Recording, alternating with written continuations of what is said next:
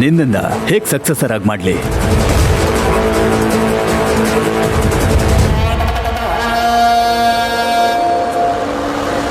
ಇನ್ನು ಜವಾಬ್ದಾರಿಗಳನ್ನು ತಗೊಳ್ಳೋದಕ್ಕೆ ಇಷ್ಟಪಡದೆ ಜೂಜಾಡ್ಕೊಂಡು ಮೋಜು ಮಸ್ತಿ ಮಾಡಿಕೊಂಡು ಲೈಫನ್ನು ಎಂಜಾಯ್ ಮಾಡಬೇಕು ಅಂತಿರೋ ನನ್ನ ದೊಡ್ಡ ಮಗ ತೇಜು.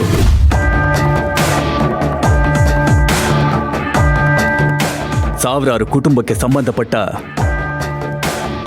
ಸಾವಿರಾರು ಕೋಟಿ ವ್ಯವಹಾರದ ಕಂಪನಿ ಜವಾಬ್ದಾರಿನ ಹೇಗೆ ಇವನು ಕೊಡ್ಲಿ?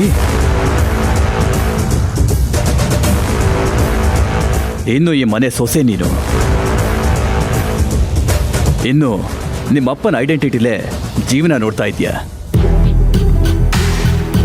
ನೀನೇನು, ಈ ಕಂಪನಿ ಏನು, ಈ ಫ್ಯಾಮಿಲಿ ಏನು, ಅದನ್ನ ಇಲ್ಲಿವರೆಗೂ ಅರ್ಥ ಮಾಡ್ಕೊಂಡಿಲ್ಲ.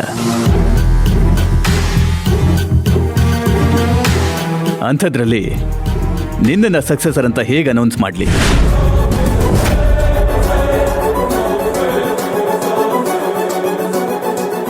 ಇನ್ನು ಪ್ರೀತಮ್ ಎಂಗೇಜು, ಬಿಸಿ ರಕ್ತ, ಪ್ರಪಂಚ ಸುತ್ತಬೇಕು, ಲೈಫ್ನ ಎಂಜಾಯ್ ಮಾಡಬೇಕು ಅಂತ ಅವನ ಮನಸ್ಥಿತಿ.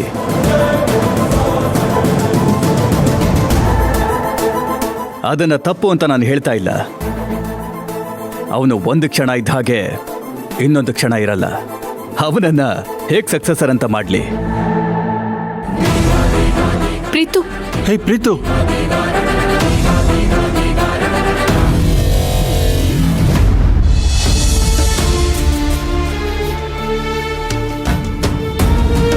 ಕಾವೇರಿ ನನ್ನ ಜೊತೆಗೆ ಲೈಫ್ ಪಾರ್ಟ್ನರ್ ಆಗಿ ಬಂದರೆ ಲೈಫಲ್ಲಿ ಏನು ಬೇಕಾದರೂ ಸಾಧಿಸ್ತೀನಿ ಅನ್ನೋ ನಂಬಿಕೆಲಿದ್ದೆ. ಆ ನಂಬಿಕೆನ ಕೊಟ್ಟೋಳೆ ಕಾವೇರಿ. ಈಗ ಅದೇ ಕಾವೇರಿ ನಿಮ್ಮ ಪಕ್ಕದಲ್ಲಿ.